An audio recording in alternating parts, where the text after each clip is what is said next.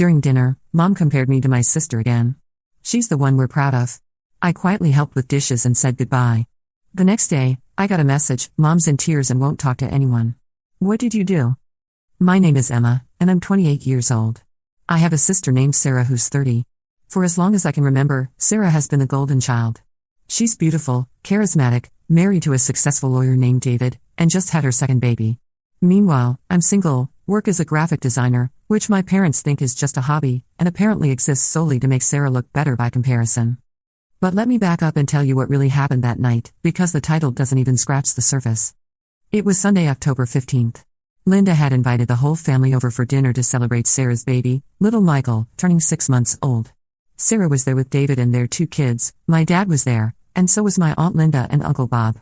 Just your typical family gathering where I'd sit quietly, eat my food, and listen to everyone fawn over Sarah's perfect life. I should mention that I'd just had some pretty big news of my own. After 3 years of freelancing and barely scraping by, I'd finally landed my dream job at a prestigious marketing firm in the city. But here's the thing about my specific role: I work in digital forensics marketing, which means I investigate competitor activities, analyze suspicious online campaigns, and help companies protect themselves from digital fraud. The salary was double what I was making before, and they'd specifically headhunted me after seeing my work on an anti-fraud campaign that went viral. I was over the moon and couldn't wait to share the news with my family. But when I walked into my parents' house that evening, the conversation was already in full swing about Sarah's latest achievement. She'd been elected as the new fundraising coordinator for the PTA board at her daughter's preschool. Linda was practically glowing as she talked about it. "Oh, Emma's here," Linda said when I entered the dining room, barely looking up from the baby she was holding. "Sarah, tell Emma about the PTA thing." I sat down and listened politely as Sarah explained how the other parents had specifically asked her to take on the fundraising coordinator role because she was so organized and had such great ideas. Dad chimed in about how proud he was, and Aunt Linda kept saying things like, "You raised her right, Linda." "Wait, that didn't sound right." "You raised her right, Linda," Aunt Linda was saying to my mother. My mother's name is Linda too, Linda Patricia Martinez, before she married Dad and became Linda Martinez. Everyone called my mother Linda, and my aunt was also Linda, which made family gatherings confusing sometimes. We usually called my aunt Aunt Lynn to distinguish them. Finally, there was a lull in the conversation, and I thought it was my chance. "Actually, I have some news too," I said, trying to keep the excitement in my voice. "I got a job offer from Morrison Digital Solutions. It's this amazing marketing firm that specializes in digital forensics, and they want me to head up their fraud investigation department. The salary is—" "That's nice, honey," Linda said absently, not even looking at me. "Sarah, did you tell everyone about the house hunting? They're looking at places in Westfield now. Can you imagine? That's where all the best families live." My heart sank, but I tried again. "The thing is, this job is really prestigious. They handle accounts for major corporations, and they specifically wanted me because of a Henderson anti-fraud campaign I worked on. You remember, the one that got featured in Marketing Week?" Linda said absently, still focused on Sarah. "Westfield has the best schools in the state. Little Emma is going to get such a good education there." They'd named Sarah's daughter Lily, and her son was Michael. Both beautiful children who deserved better than the chaos that was about to unfold in their family. Dinner continued like this. Every time I tried to share my news, the conversation would somehow circle back to Sarah. When I mentioned that the job came with full benefits and a company car, Linda started talking about how David had just gotten promoted to senior partner at his law firm. When I tried to explain what the Morrison Digital Solutions account meant for my career, Dad launched into a story about Sarah's college achievements. I felt myself getting smaller and smaller as the evening went on. But I kept trying, kept hoping that maybe this time would be different. Maybe this time they'd actually listen. The breaking point came during dessert. Linda had made Sarah's favorite cake, chocolate with raspberry filling, and was serving everyone generous slices. When she got to me, she put down a noticeably smaller piece. "Emma's watching her figure," she said with a smile that didn't reach her eyes. "Unlike Sarah, who can eat whatever she wants and still look perfect. Must be nice to have good genes." Sarah looked uncomfortable. "Mom, that's not, it's true though," Linda continued, sitting back down. "Look at you two. Sarah's got the husband, the kids, the beautiful house. She's got her life figured out. And Emma." She looked at me with what I can only describe as disappointment. "Well, Emma's still trying to figure out what she wants to be when she grows up." The table went quiet. I felt my face burning with embarrassment and anger. Here I was, 28 years old, about to start the job of my dreams, and my mother was talking about me like I was some kind of failure. "Actually, Linda," I said, my voice shaking slightly, "I do know what I want to be. I'm going to be the head of fraud investigation at one of the most respected digital forensics firms in the city. This is a huge opportunity." Linda waved her hand dismissively. "Oh, Emma? These little jobs come and go. What you need is stability. A husband, children. A real life, like Sarah has. My career is real, I said, louder than I intended. This isn't a little job. This is. Sarah's the one we're proud of, Linda said, cutting me off completely. She's accomplished something meaningful. She's built a family, a life. She's the one who's made something of herself. The words hit me like a physical blow. The entire table was staring at me, and I could feel tears threatening to spill over. Sarah looked mortified, Dad was studying his plate, and Aunt Linda was suddenly very interested in her coffee. I sat there for a moment, processing what had just happened. My mother had just told me, in front of the entire family, that she wasn't proud of me. That my sister was the only one worth being proud of. That my achievements, my dreams, my life, none of it mattered. But instead of breaking down, something inside me shifted. A calm, cold anger settled over me. I was done. You know what, Linda? I said, standing up from the table. You're absolutely right. Sarah is the one you should be proud of. I walked to the kitchen and started clearing plates, moving with deliberate, methodical precision. Sarah followed me, looking concerned. Emma, I'm sorry. You know Mom doesn't mean. It's fine, I said quietly, rinsing dishes in the sink. She's right. You're the successful one. You're the one with a perfect life. That's not true. Your job sounds amazing. You should be excited about it. I looked at my sister, really looked at her. She seemed genuinely upset about what had happened, but I was past the point of caring. Thanks, Sarah. But it doesn't matter. Linda's made her feelings clear. I finished helping with the dishes, said goodbye to everyone with polite hugs and smiles, and drove home to my apartment. The whole way there, I was planning. See, here's what my family doesn't know about me. I'm really, really good at my job. And part of being good at digital marketing is understanding how to find information, how to dig into people's online presence, how to uncover things that maybe weren't meant to be found. I'd never used these skills on my own family before, but that night, I decided it was time. I spent hours going through social media accounts, cross-referencing information, following digital breadcrumbs. What I found was interesting. Let me be clear about something first, I'm not some kind of stalker or cybercriminal. This is literally what I do for a living. Companies hire me to investigate their competitors, to do background checks on potential business partners, to find out what people are saying about their brands online. I have access to professional databases, I know how to use reverse image searches, I understand how to trace digital footprints. These are legitimate skills that I use every day in my work. But I'd never turned these skills on my own family before. I'd always respected their privacy, even when I was curious about things. That night changed everything. I started with David because something about him had always bothered me. He was almost too perfect, too charming, too successful, too quick with compliments for everyone except Sarah when he thought no one was looking. I'd noticed little things over the years. The way he checked his phone constantly during family dinners. How he always volunteered to run errands alone. The expensive gifts he gives Sarah that seemed designed more to assuage guilt than express love. His Instagram account was public, which was my first clue that he wasn't as careful as he should be. Most lawyers I know are paranoid about their online presence, but David seemed to think his charm made him invisible. He was wrong. The account itself looked innocent enough, photos of Sarah and the kids, shots from fancy restaurants, pictures from their vacation to the Bahamas last year. But it was the activity that told the real story. Every platform tracks your interactions if you know where to look. Facebook likes, Instagram follows, LinkedIn connections, even Venmo transactions if they're public. David had a type, apparently. Young women, usually in their early 20s, almost always aspiring models or influencers. He followed dozens of them across multiple platforms. But it wasn't just following, he was actively engaging. Comments on their photos that were just a little too personal. Likes on posts from 2 a.m. when Sarah would have been asleep. Direct message requests that showed up in the message requests folder if you knew how to check. One name kept appearing more frequently than others, Madison Rodriguez. 23 years old, claiming to be a fitness influencer with about 50,000 followers. Her content was typical, gym selfies, smoothie recipes, motivational quotes over sunset photos. But when I looked closer, something didn't add up. Her apartment, which featured prominently in her home workout posts, was way too nice for someone with her supposed income. I recognized it immediately, it was in Meridian Towers, the new luxury complex downtown. I'd actually worked on the marketing campaign for that building last year. Units there started at $400,000, and the one she was in looked like one of the penthouse models. That's when I started digging deeper into property records. Public information, all of it, anyone can access county property databases if they know where to look. Madison Rodriguez had indeed purchased Unit 1847 at Meridian Towers in March of last year. Purchase price, $425,000. Down payment, $85,000 in cash. Now, I may not be a financial expert, But I know enough about influencer economics to recognize that someone with 50,000 followers wasn't making anywhere near enough to afford that kind of down payment. The typical influencer with that following might make $1,000 to $2,000 per month if they were really hustling. Where had $85,000 in cash come from? The answer was in the wire transfer records, which took some more digging to access through business databases I have subscriptions to for work.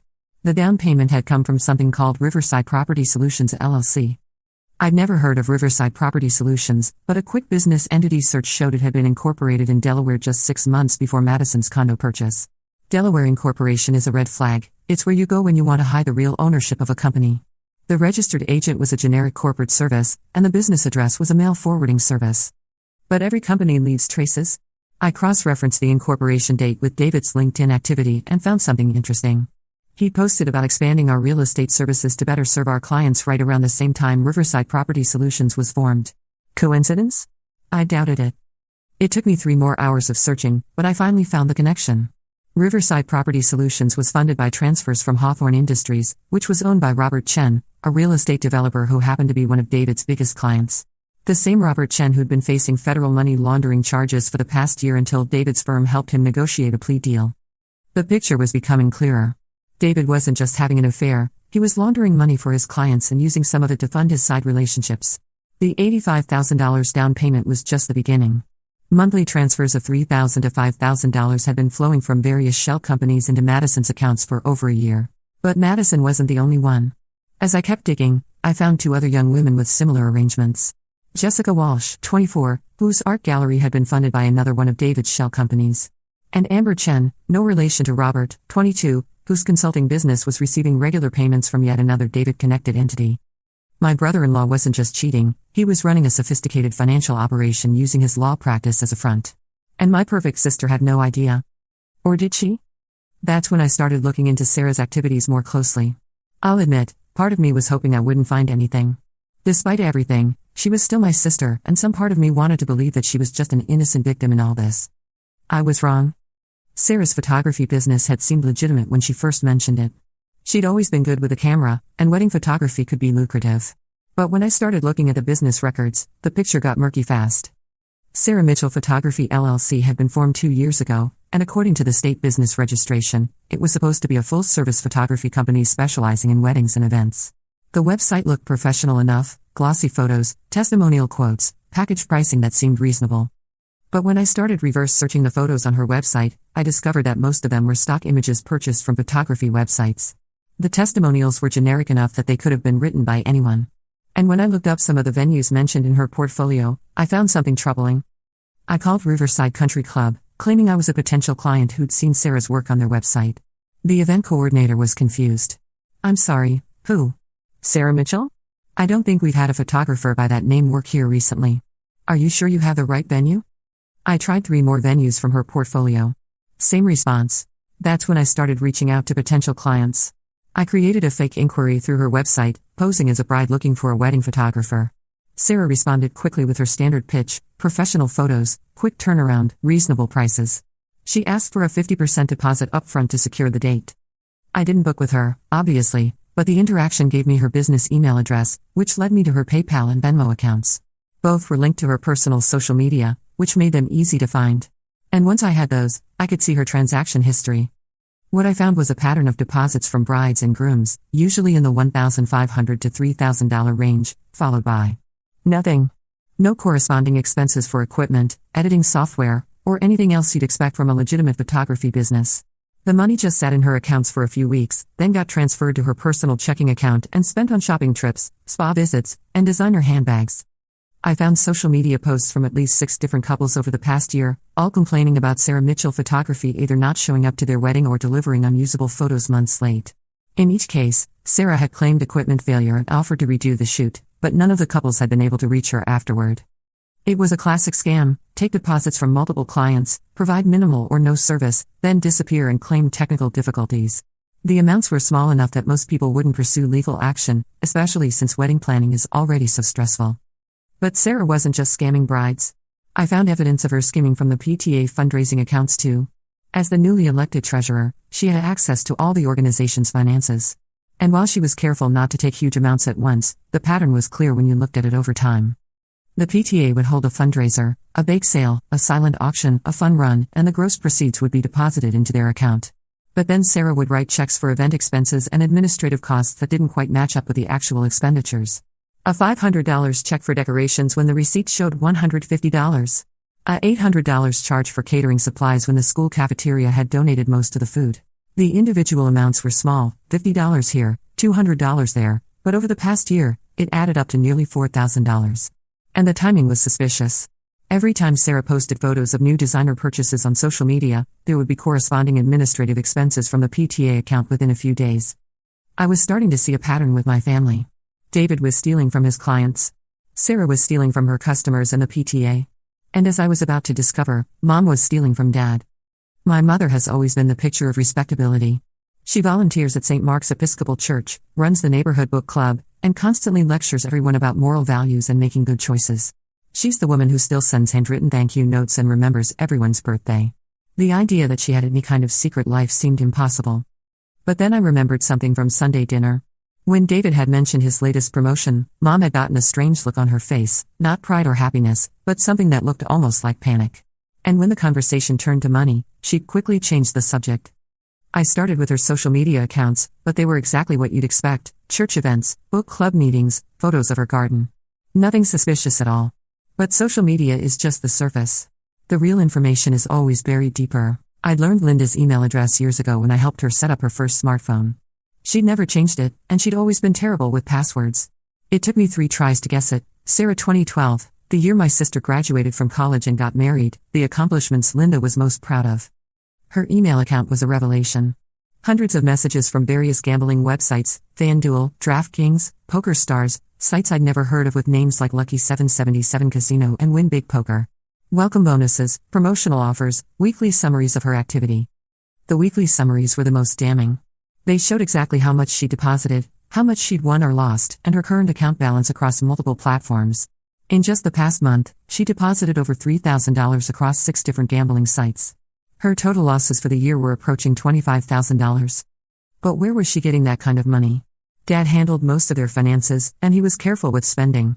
Their joint checking account showed regular deposits from his pension and Social Security, but nothing that would explain Mom's gambling habits. The answer was in her individual account, the one she'd opened years ago for her personal expenses. The deposits were coming from eBay, Facebook Marketplace, and a consignment shop called Treasures and Time. She was selling things. I cross-referenced the sale dates with family gatherings, and suddenly things that had been lost or broken over the past few years made sense.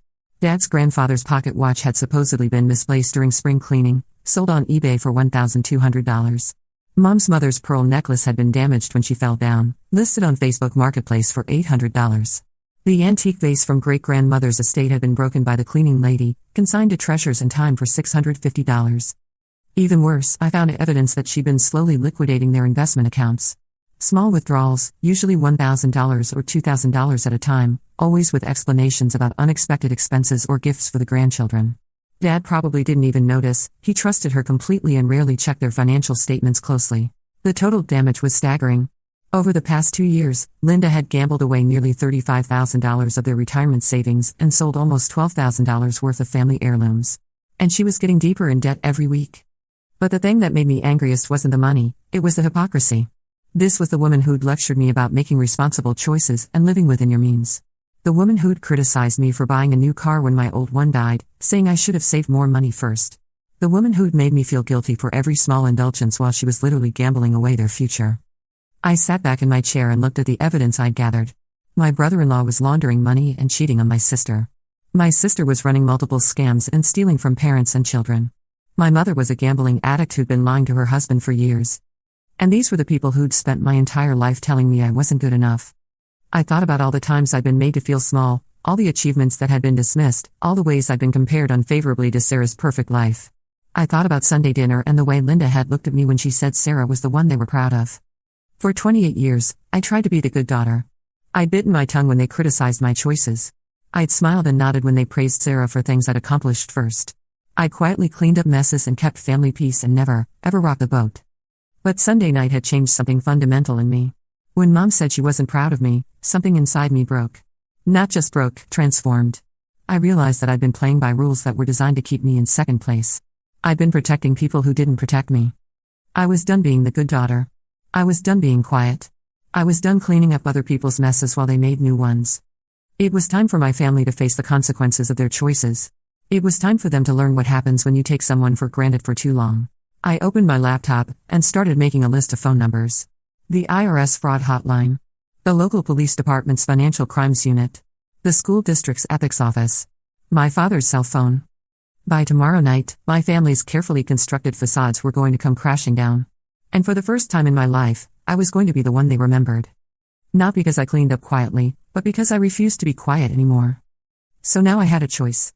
I could sit on this information and go back to being the disappointment daughter. Or I could level the playing field. I chose option 2. The next morning, I started making calls, but I had to be strategic about it. This wasn't some TV show where everything happens in 24 hours. I knew that real investigations take time, especially when you're dealing with financial crimes and fraud. First, I submitted detailed reports to the IRS fraud hotline about David's shell company activities. I provided them with all the documentation I'd found linking the companies to his firm and to his personal finances. I knew this would take months to investigate, but I also knew they'd take these tips seriously. Then I contacted the local police and filed a report about Sarah's photography scam. I'd managed to track down 3 of the couples she'd ripped off, and they were all eager to file complaints once they realized they weren't the only victims. The detective I spoke with said they'd need to investigate before pressing charges, but that it could take several weeks to build a case. Next, I contacted the school district's ethics office about the PTA financial irregularities. I sent them copies of the documents I'd found and highlighted the discrepancies. They said they'd need to conduct an audit, which could take 30 to 60 days. Finally, I called Dad. "Hi, Daddy," I said when he answered. "I need to talk to you about something important. Are you sitting down?" I told him about Linda's gambling problem, about the missing heirlooms, about the credit card debt. I sent him screenshots of her accounts, copies of the sales receipts for his grandfather's watch, bank statements showing the cash withdrawals. Dad was quiet for a long time after I finished talking. Finally, he said, "How long have you known about this?" "I just found out last night," I said. "I thought you should know." "Does your mother know that you know?" "Not yet." Dad sighed heavily. "Thank you for telling me, Emma. I need to figure out how to handle this." After I hung up, I sat back in my chair and felt something I hadn't felt in years: satisfaction. Not happiness, exactly, but a sense that things were finally balanced. The next few weeks were quiet. Too quiet. I went to work, focused on my new job, and waited. Then, about 3 weeks later, I got a text from Sarah. "Linda's in tears and won't talk to anyone." "What did you do?" I stared at the message for a long time before responding. I didn't do anything. Sometimes the truth just comes out. Sarah called me immediately. "Emma, what is that supposed to mean?" "What truth?" "Linda won't leave her room, Dad's been sleeping in the guest bedroom, and no one will tell me what's going on." "Maybe you should ask them," I said calmly. I tried. "Mom just cries and Dad says it's family business and clams up." "Did you two have a fight after dinner Sunday?" "We didn't fight, Sarah. We never fight. I'm the good daughter, remember? I just clean up quietly and leave." There was a pause. "Emma, you sound different. What's going on?" "Nothing's going on. I'm just done pretending everything is fine when it's not." "What do you mean?" I almost told her then. Almost laid it all out: her husband's affairs, her fraudulent business practices, Mom's gambling problem. But I decided to let her figure it out herself. "Sarah, has David been working late a lot recently?" Another pause, longer this time. "Why would you ask that?" "Just curious. And how's the photography business going? Getting a lot of repeat customers?" "Emma, what are you getting at?" "Nothing. I'm just making conversation. Isn't that what families do?" She hung up on me. The next day, I got a call from Dad. "Emma, can you come over? We need to talk." When I arrived at my parents' house, the atmosphere was completely different from 3 weeks ago. Linda was sitting in the living room, her eyes red and puffy, clutching a tissue. Dad looked exhausted. Sarah was there too, sitting stiffly on the couch next to her husband, who looked like he'd rather be anywhere else. "Sit down, Emma," Dad said. I sat in the chair across from them, the same chair where I used to sit as a child when I was in trouble. But this time, I wasn't the one in trouble. "Your mother has something she wants to say to you," Dad continued. Linda looked up at me with watery eyes. "Emma, I owe you an apology. What I said 3 weeks ago was wrong. It was cruel and unfair, and I'm sorry." I waited. This felt like the beginning of something, not the end. "But more than that," Linda continued, her voice shaking, "I need to thank you. For making your father aware of my problem." Sarah looked confused. "What problem?" Linda broke down crying then, and Dad had to explain about the gambling, the stolen heirlooms, the debt. Sarah's face went through a series of expressions: confusion, shock, anger, and finally something that looked like understanding. "So this is what you meant," she said, looking at me. "About the truth coming out." I didn't respond. David shifted uncomfortably in his seat. "Look, this is a family matter. Maybe I should go." "Actually," I said, speaking for the first time since I'd sat down, "you should stay. Because there's something else we need to discuss." The room went very quiet.